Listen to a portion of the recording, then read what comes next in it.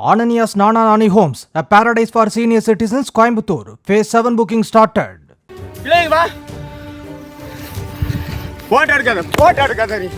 நெல்லை மாவட்டம் நாச்சான்குளம் மேலூரில் தோட்டத்திற்கு செல்லும் பாதை யாருக்கு சொந்தமானது என்பது தொடர்பாக 3 குடும்பத்தினரிடையே ஏற்பட்ட மோதலில் ஒருவரையொருவர் அரிவாளால் மாறி மாறி வெட்டி கொண்டனர்.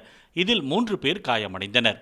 இப்பிரச்சனையை தீர்க்க மாவட்ட நிர்வாகத்திற்கு பலமுறை கோரிக்கை அளித்தும் தீர்வு காணப்படவில்லை என 3 தரப்பினரும் தெரிவித்தனர்.